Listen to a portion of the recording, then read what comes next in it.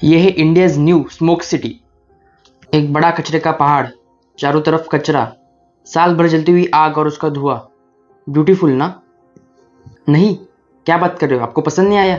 Government को तो आ रहा है, इसलिए तो इसको एक यूनेस्को हेरिटेज साइट की तरह प्रिजर्व करके रखा है। ये है सिलीगुड़ी का डंपिंग ग्राउंड। रिसेंटली इस डंपिंग ग्राउंड में आग लग गई और उस आग की वजह से पूरा सिलीगुड़ी शहर धुएं में ढक चुका है। चलिए सब एकदम डिटेल में समझते हैं। Let's start the video. Welcome to neutral lens, my self Deep Bidwi. Video start करने से पहले मैं एक चीज़ कहना चाहूँगा। लास्ट वीडियो पर आपके कमेंट्स पढ़ के मुझे रियली बहुत ही अच्छा लगा। जब आप इतने एफर्ट्स डालते हो, इतना टाइम स्पेंड करते हो और बाद में लोग उसे अप्रिशिएट भी करें, इट रियली फील्स गुड। ऐसे अपने ओपिनियंस और थॉट्स कमेंट्स में शेयर करते रहे। Subscribe to neutral lens. Let's start the video. Siliguri West Bengal की एक सिटी है और अभी आपने जो पिक्चर्स देखे वो सिलीगुड़ी के डंपिंग ग्राउंड के थे। अब कुछ को लग रहा होगा डंपिंग ग्राउंड में आग लगना इतनी क्या बड़ी बात है, आए दिन हर डंपिंग ग्राउंड में आग तो लगती ही रहती है, आपके हर बार वीडियो बनाते रहोगे?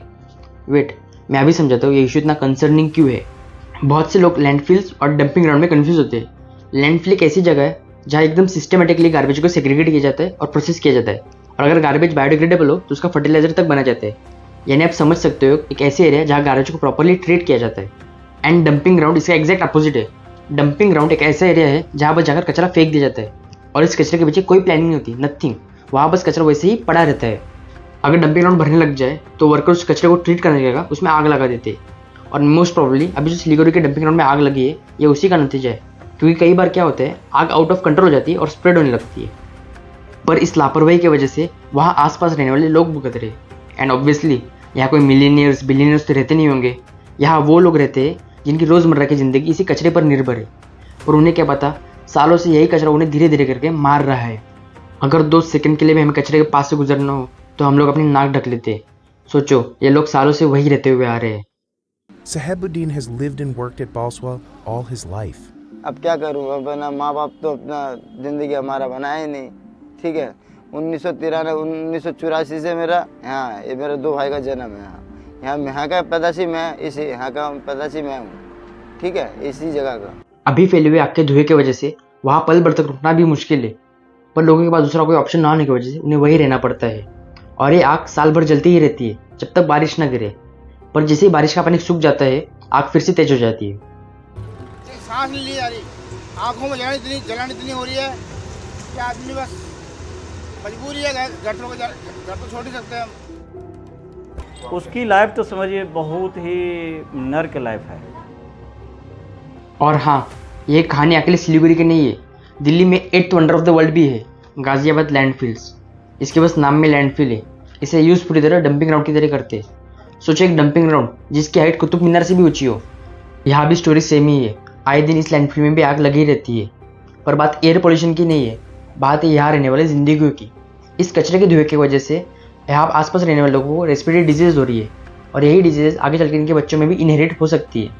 The methane from decomposing garbage fuels fire, and these fumes contain all kinds of chemicals, which can cause tuberculosis in the short term and cancer if inhaled over a long period of time. But people here are still struggling to breathe because they've lived next to the smoldering plumes the whole time. और अगर हवा से बच भी गए तो बाकी कसर पानी पूरी कर देगा। नाले से बदतर पानी अपने रोज़मर्रा की ज़िंदगी में यूज़ कर रहे हैं। गवर्नमेंट की लापरवाही का नतीजा ये सब भुगत रहे हैं। Doesn't have a proper drainage system, so runoff from the landfill makes its way into the groundwater. पानी यहाँ बहुत ही बेकार आता है, दिल्ली गवर्नमेंट के भी पानी बेकार आती है, और ऑलरेडी यहाँ तो ज़मीन के जो पानी है लोग ले ही नहीं पाते, कारण ज़मीन के पानी इतनी कड़वी और इतनी जहर है, तो ज़मीन के पानी तो लोग इस्तेमाल नहीं करते हैं। गवर्नमेंट और हम थोड़े से एफर्ट्स डालें तो शायद हम इनकी आने वाली लाइफ संवर सके। और हाँ, आज मैं कोई बाहर की कंट्री से एग्जांपल नहीं दूंगा, आज हम खुद से सीखेंगे इस प्रॉब्लम को कैसे टैकल करें।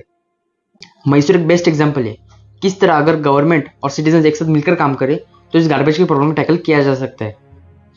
मैसूर में सबसे पहले लोगों को गार्बेज सेपरेशन करने कहा जाता है, यानी सूखा कचरा अलग, गीला कचरा अलग, एंड डोर टू डोर जाके गार्बेज कलेक्शन किया जाता है। उसके बाद गीले कचरे को प्रोसेस और कंपोज करके उसका ऑर्गेनिक फर्टिलाइजर बनाकर फार्मर्स में बेच दिया जाता है। एंड ड्राई वेस्ट को और 24 कैटेगरीज में डिफ्रेंशिएट करके उसे रिसाइकलर्स को बेच दिया जाता है। आज मैसूर की पॉपुलेशन 13.5 लाख है, यानी ये कोई छोटा शहर नहीं है। अगर गवर्नमेंट और हम मिलकर थोड़े से और एफर्ट्स डालें तो यही सेम चीज़ हम बाकी के शहरों में भी इम्प्लीमेंट कर सकते हैं। कुछ टाइम पहले हमने इंडियंस के सिविक सेंस के ऊपर भी बात की थी। उस वीडियो में हमने हम हमारे लेवल पर क्या कर सकते हैं, क्या करना चाहिए, उस पर बात की थी। अगर आपने वो वीडियो नहीं देखी तो गो चेक इट आउट। आज आप और हम तो इतने प्रिविलेज्ड है कि इन सब गंदगी से दूर रह सकते हैं, पर बेचारे ये लोग नहीं है। एंड आई रियली होप ये वीडियो किसी गवर्नमेंट ऑफिशियल तक पहुंच जाए, because actions are really necessary.